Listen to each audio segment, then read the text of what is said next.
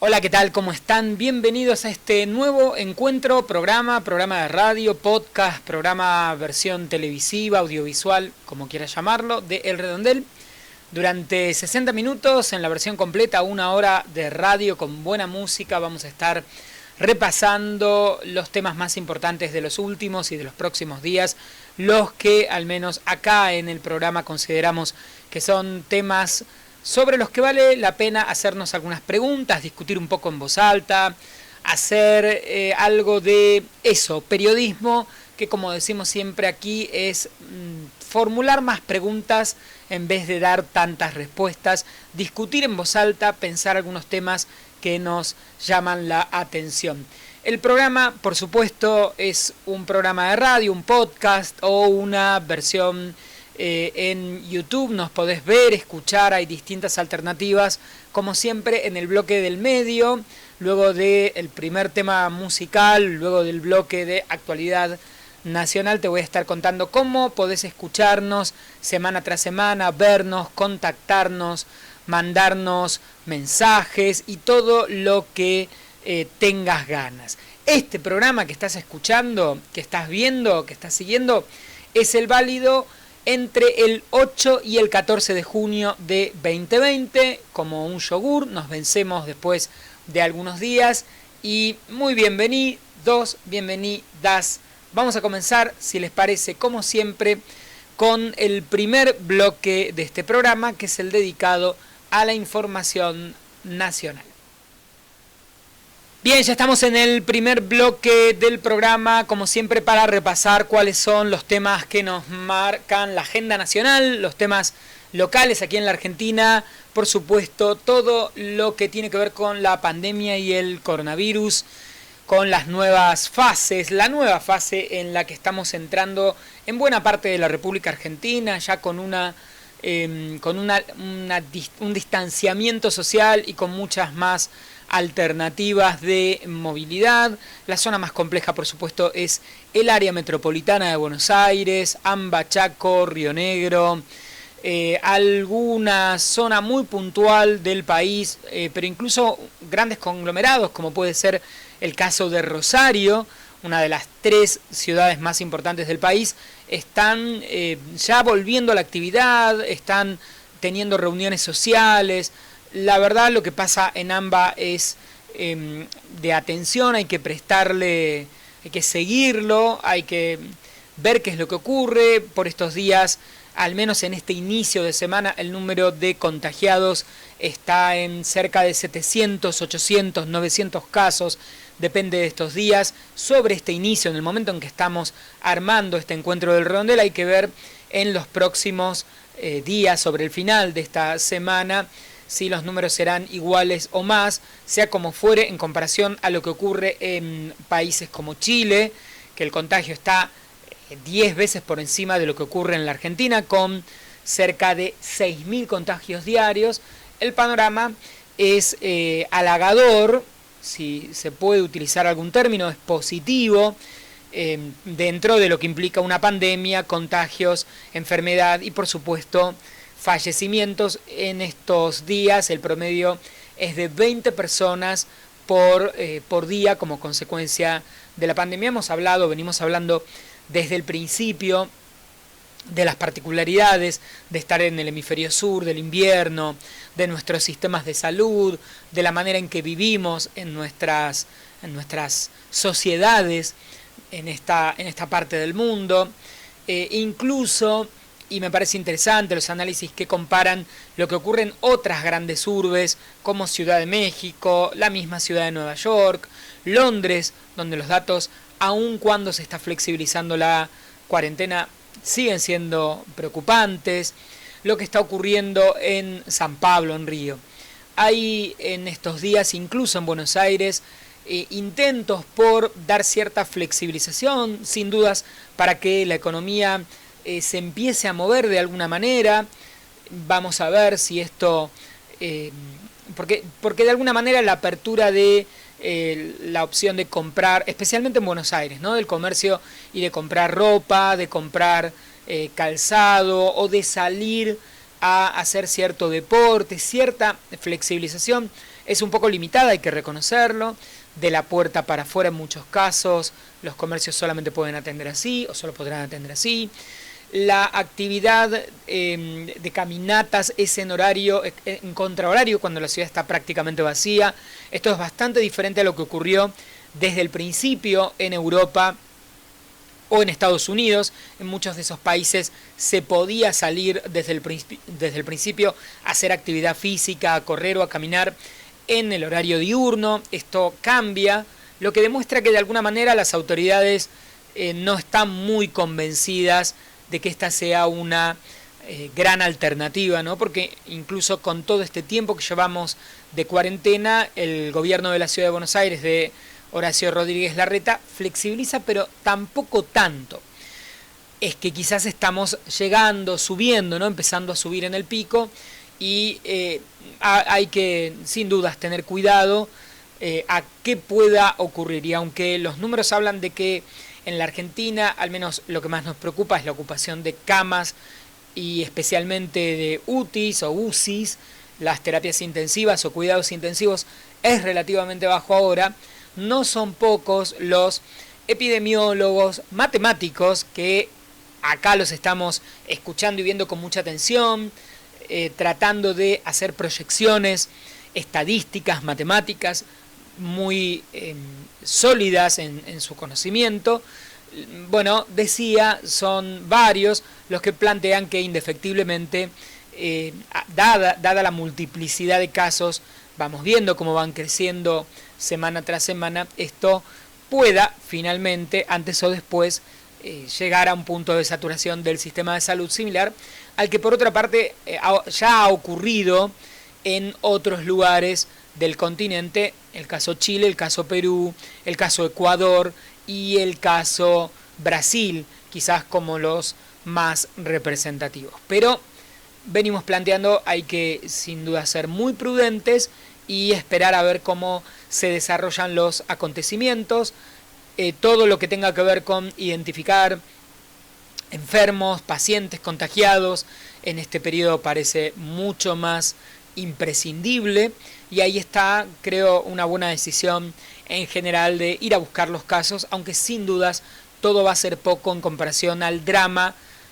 que se está viviendo en lo sanitario, porque lo dicen los médicos, lo que está ocurriendo ya en muchos hospitales, y epidemiológico y por supuesto económico, ¿no? Que ya hablamos muchísimo acá en el programa, una situación que quizás la crisis del 30, alguna de las guerras mundiales, pero no hay registros de una situación económica tan compleja a nivel global, mundial, en todo un año, que vaya a tener tantas consecuencias económicas como es probable que ya está teniendo y tenga esta pandemia. Ojalá, los economistas, algunos ya están hablando de posibles rebotes de la situación económica una vez que se pase, siempre si, ojalá, no hay brotes o rebrotes de la pandemia, porque como venimos diciendo acá en el programa, la referencia anterior es la del 18-19,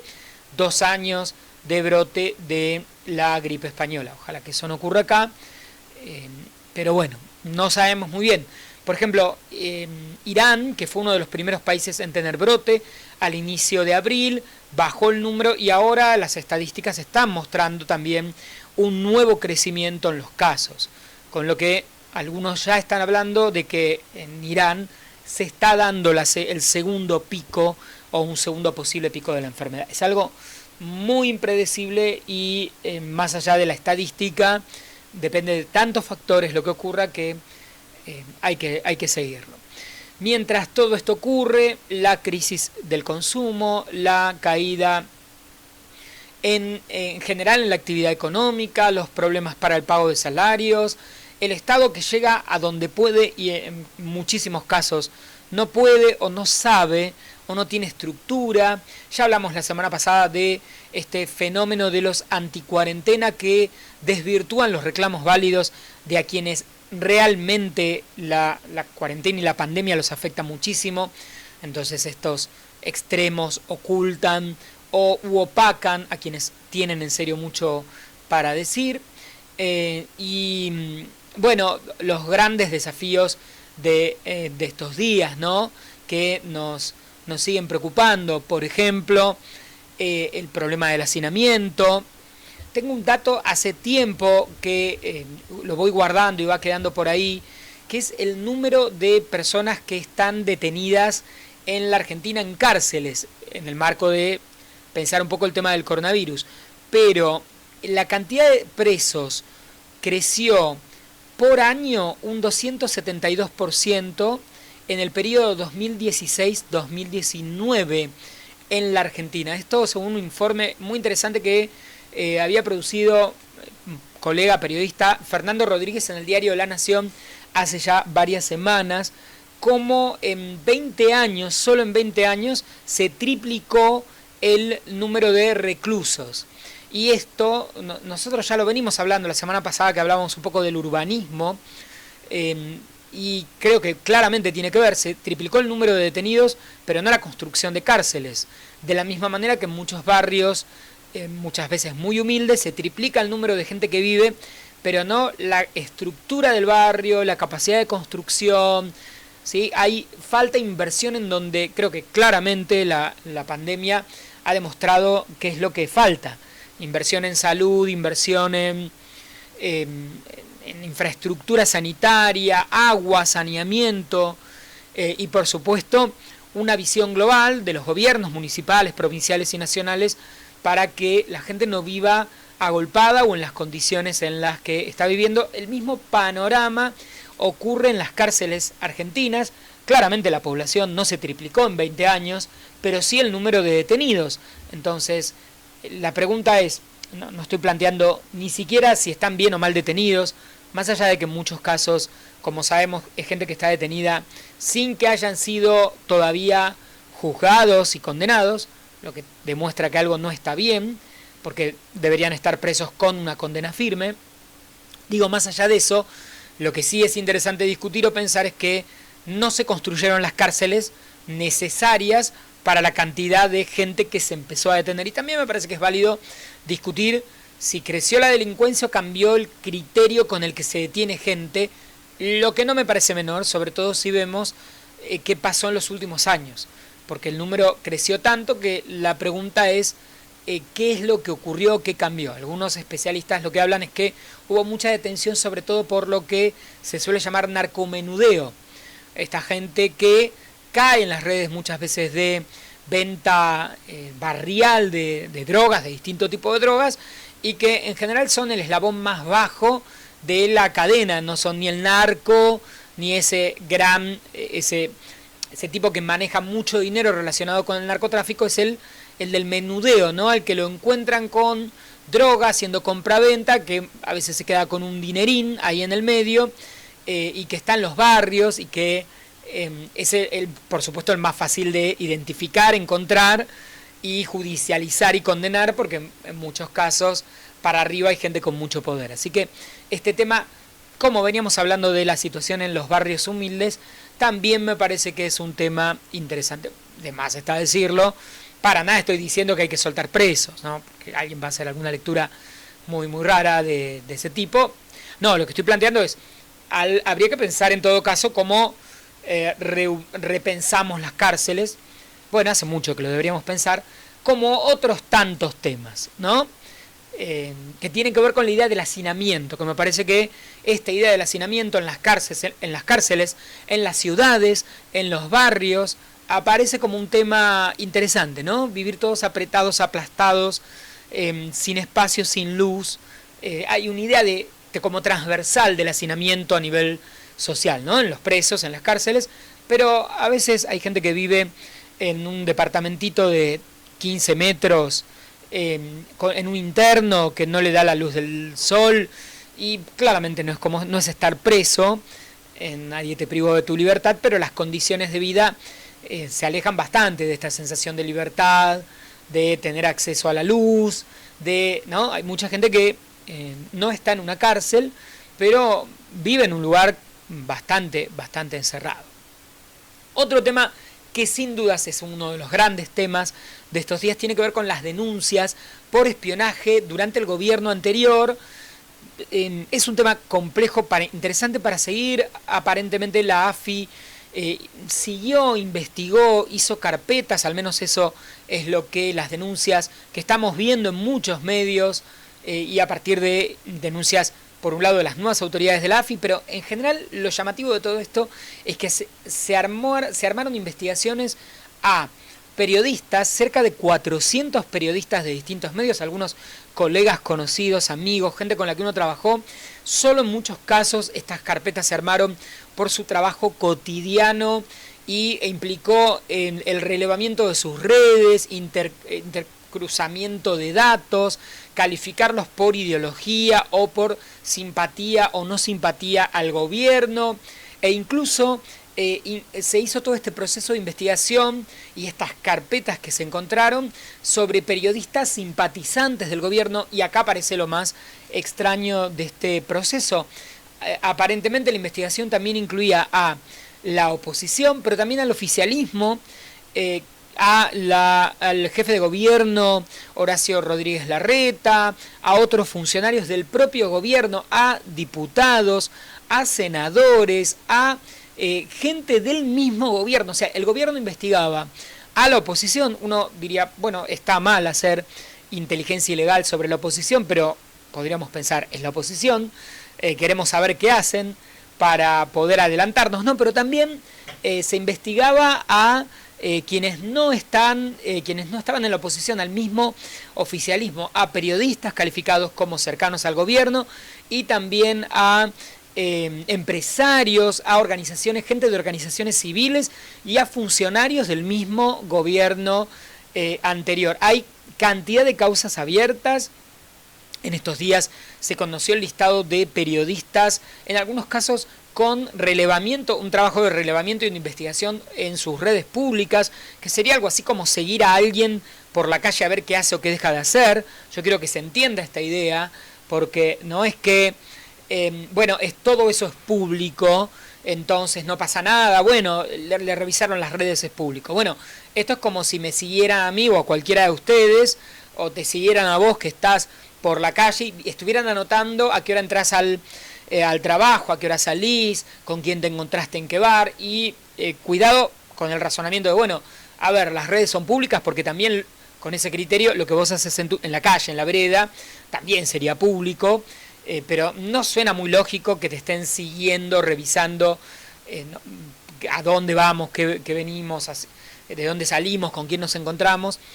Esto ha ocurrido con funcionarios, con gente del mismo gobierno, con opositores. La lista es muy grande y es sin dudas un gran tema político, policial, judicial, un gran escándalo que se abre y es perturbador sin dudas, y habrá que ver en estos próximos días qué reacciones hay, porque todavía de algunos sí, pero de otros sectores no se ha dicho ni mu, diría el viejo refrán, ¿no? Hay gente que no sé si todavía no lo puede creer, pero no ha reaccionado diciendo sí, qué terrible, no, está bien, a mí me encanta que me espíen, no, me sorprendió que me espiaran, estoy de acuerdo, yo sabía, qué vergüenza. O sea, hay gente que no dijo esta boca es mía, no sabemos muy bien si reaccionarán en los próximos días.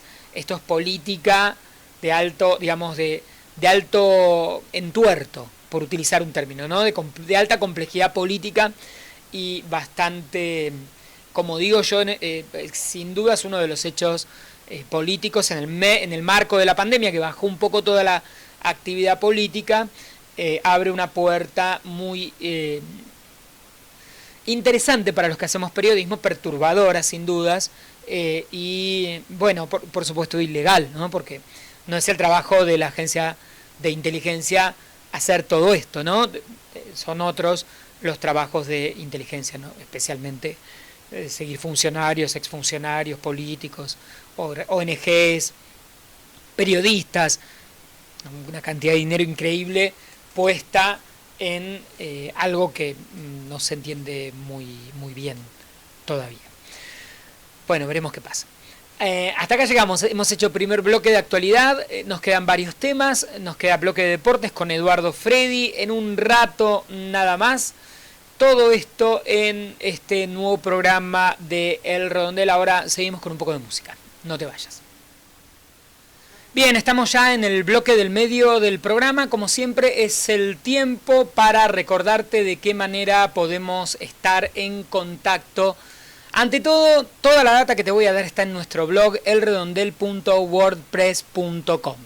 Así que lo más fácil, si no llegas a anotar algo de todo lo que voy a decir ahora, o es mucho lío, hay mucha data, no te acordás, fíjate todo esto o lo que quieras en cuanto a opciones de contacto, redes, en elredondel.wordpress.com. Pero es realmente fácil. Mirá, nos encontrás tanto en Twitter como en Instagram como @elredondel. Así que es muy fácil, vas a ver el logo del programa, que es un redondel justamente de color violeta con puntitos tornasolados o algo así, no sé muy bien cómo describirlo, pero lo vas a encontrar fácil. La otra alternativa es seguirnos en Facebook como @elredondelperiodismo o facebook.com/elredondelperiodismo. Así que ahí también podés encontrarnos. ¿Qué más? ¿Qué otras opciones hay? Podés escucharnos, cada vez que haya un nuevo programa, por supuesto en las redes te vamos a avisar. Vas a poder escucharnos directamente desde el blog o nos vas a poder oír en distintas radios que en diferentes puntos de la República Argentina incluyen en su programación este humilde pero potente programa de radio, de tele, como por ejemplo la gente de BAC Buenos Aires, que a partir de la semana pasada, los viernes a las 7 de la tarde, podés escucharnos a través de su página y también podés seguir en redes sociales y escucharnos desde allí en ese día y en ese horario. Y así diferentes radios que en distintos puntos de la República Argentina incluyen en su aire el programa. Además, podés escuchar la versión podcast, quizás estés escuchando el podcast en Spotify, por ejemplo, nos vas a buscar como El Redondel. Es una versión un poco más corta, directamente tenés el link también desde el blog, si querés escuchar la versión podcast, que no tiene los temas musicales, por supuesto, eso se lo sacamos por una cuestión obvia de derechos. Y también podés ver el programa, la parte audiovisual, hay cámara y ahí me ves a mí hablando en nuestro canal en YouTube, El Redondel, youtube.com/elredondel. Por último, antes de terminar el bloque, te recuerdo que nos podés escribir a elredondel@gmail.com, que es el correo electrónico, por cualquier duda, queja, comentario, sugerencia, pedido, lo que tengas ganas, además de escribirnos a través de las redes. Hay un mail, siempre funciona muy bien, y también tenemos un número de WhatsApp que lo tenés que, por supuesto, agregar a tus contactos para a partir de ahí escribirnos o mandarnos audio. Anótalo. Es más 190 2702 2775. Más 190 2702 2775. Ese es el número de WhatsApp de nuestro programa El Redondel Periodismo sin lados oscuros. Dicho todo esto, seguimos. Llega el bloque de deportes con Eduardo Fredi. Bloque de información internacional que está pasando por estos días en el mundo. Por supuesto, los datos de la pandemia siguen preocupándonos, especialmente lo que está ocurriendo en Chile, lo que está ocurriendo en Brasil, también lo que está ocurriendo en Perú. Aquí en la región son los datos más preocupantes, 6.000 casos por día solamente en Chile. El número de muertos que el gobierno de Jair Bolsonaro a partir de ahora ha decidido no divulgar en un extraño proceso muy raro ya ahora de enfrentamiento incluso con otros organismos internacionales que relevan el número de enfermos y de fallecidos, y directamente Bolsonaro ha decidido que no haya una comunicación oficial por parte del gobierno, un gobierno que no tiene ministro de salud o en todo caso quien cumple el rol de ministro de salud por primera vez quizás en la historia o en muchos años, no tengo tanta precisión ahí, pero no es un médico, es un militar. Un fenómeno bastante extraño porque incluso cuando en muchos gobiernos ha habido, en muchos países ha habido hasta dictaduras en América Latina, la decisión de designar un médico siempre ha primado, ¿no? Aún en los procesos dictatoriales. Así que lo de Brasil es muy extraño.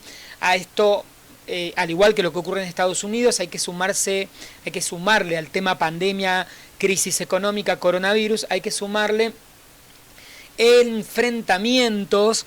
En Estados Unidos, por supuesto, esto es mucho más grande, más enorme, y en Brasil en estos días, en San Pablo, de lo que se llaman ahora los movimientos antifascistas, que están en contra del gobierno de Bolsonaro, bastante cercano, debemos decir, a algo de esto, y que salen también con los mismos reclamos que en Estados Unidos, en contra de la violencia contra la población negra. Hay muchos puntos en común, no solo ahora entre Bolsonaro y Trump, aunque Trump no habló muy bien de Bolsonaro, dijo, tendríamos millones de muertos si hubiéramos hecho lo que hizo Brasil, pero más allá de eso, hay ciertas similitudes en los liderazgos políticos, en los sectores que representan estos presidentes, y también en lo que pasa del otro lado, ¿no?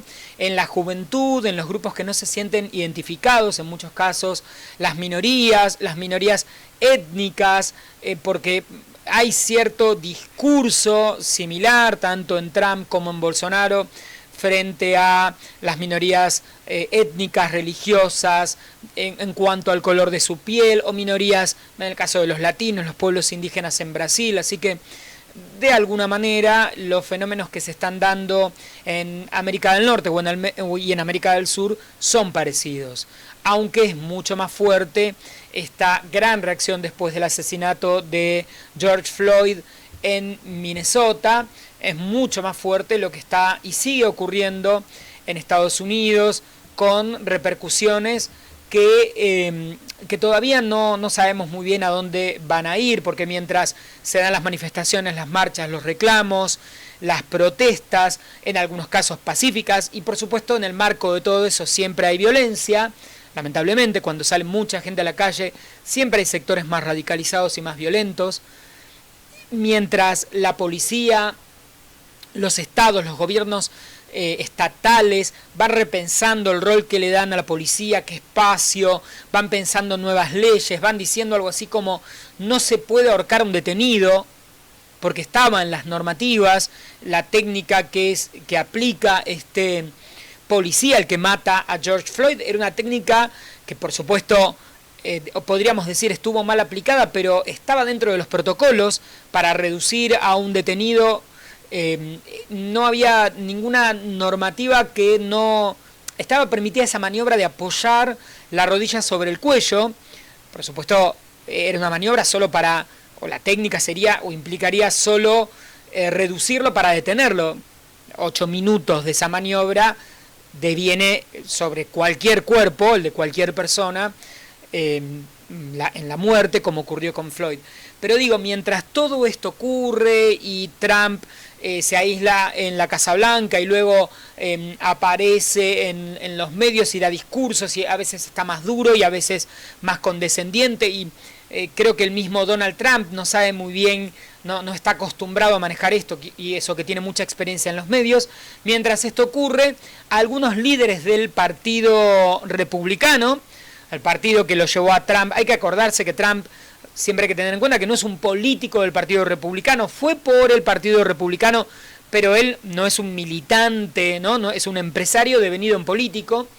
Pero es interesante ver que aparecen algunas voces como, por ejemplo, el de Colin Powell, que fue funcionario, secretario de Estado, fue militar, un hombre directamente del riñón del Partido Republicano, decir que va a votar a Joe Biden, el candidato demócrata, y ahí aparecen los medios en Estados Unidos hablando de que Mitt Romney, el mismo expresidente George Bush, el George Bush que fue presidente durante el ataque a las Torres Gemelas, que Busquen publicó un mensaje en redes sociales, en sus redes, con audio, en el que claramente falta, no lo dice, pero termina el discurso y falta que diga, por todo esto no lo voy a votar a Trump, porque habla de la unión de el pueblo, de la unión de los estadounidenses, todo un discurso totalmente contrario al discurso de Trump, y claramente no creo que nadie pueda dudar de lo republicano que es George Bush.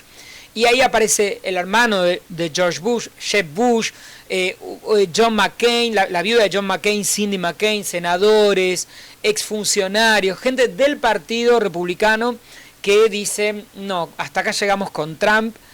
Bueno, en noviembre son las elecciones y habrá que ver qué pasa. y mientras se sale del confinamiento en París, Londres, Madrid en estos días, cantidad de manifestaciones para apoyar lo que está ocurriendo en Estados Unidos, contra el racismo en países en los que los movimientos también de extrema derecha van creciendo y aparecen reacciones, sobre todo de la gente más joven, que es la que vemos en las calles. Había escándalo en estos días porque sacaron una estatua los manifestantes de un contrabandista de esclavos, creo que en Boston, en Gran Bretaña, y lo tiraron al río. A Churchill le pusieron racista. Bueno, algo que acá lo hemos visto también, porque bueno, Churchill sin duda es una figura enorme de la política inglesa, como puede ser Roca, acá en la Argentina, el general Julio Argentino Roca, 2 veces presidente, pero claro, más allá de su trascendencia política, la conquista del desierto implicó una toma de decisiones en Roca, y no es difícil ver en alguna manifestación que alguien escriba algo así como genocida sobre un cartel de Roca o una estatua. Bueno, es que se llama revisionismo, ¿no? Lo que quizás en 1900 o 1880 podía sostenerse o alguien podía decir o imaginar, está visto desde la actualidad y para mucha gente esto resulta insostenible. Todo eso está ocurriendo no solo en Estados Unidos, por eso planteamos, es un momento muy interesante, caótico pero interesante, porque lo que empezó a ocurrir en Chile, lo de Estados Unidos, hablo de las manifestaciones, las protestas el año pasado, lo que ocurre en Brasil, lo que ocurre, no hablo del coronavirus ahora, de la pandemia, hablo de la repercusión, la discusión, la juventud en la calle, los debates, las manifestaciones, esa situación que ojalá de todo eso, de algo bueno pueda surgir y cambios positivos para la calidad de vida de las personas y por supuesto en contra del racismo y a favor de una sociedad más justa en todos estos países, ojalá, y que no se descontrole de una manera que nadie quiere estas manifestaciones, no haya más violencia y por supuesto más muertos. Y terminamos este programa válido entre el 8 y el 14 de junio de 2020 con este tema clásico de 1991, Extreme More Than Words, más que palabras, una balada un poquito para bajar. Vamos a terminar el programa como siempre agradeciendo a toda la gente que nos escucha, que nos sigue, que está en contacto con nosotros, que nos visita en elredondel.wordpress.com, que nos sigue en Twitter, en Instagram como @elredondel, en las distintas redes sociales. Muchas gracias por estar ahí del otro lado. Nos quedan varios temas que seguramente seguiremos profundizando en un nuevo encuentro del programa la semana que viene, como siempre. Mi nombre es Nicolás Elevi. Les recuerdo que a mí, en lo personal, si me quieren encontrar en redes, @Nelevi, N-E-L-E, B larga y latina, o directamente Nicolás Elevi, me van a encontrar y van a poder seguirme también a mí, más allá del programa en sí, que ya les pasé toda la data. Un gusto, gracias por estar del otro lado, por seguir siempre el programa. Tengan una muy buena semana y bueno, nada, cuídense, especialmente si están en AMBA, en Buenos Aires, a tener cuidado con el tema del coronavirus, la pandemia, etcétera, etcétera. Chau, chau, nos vemos en 7 días.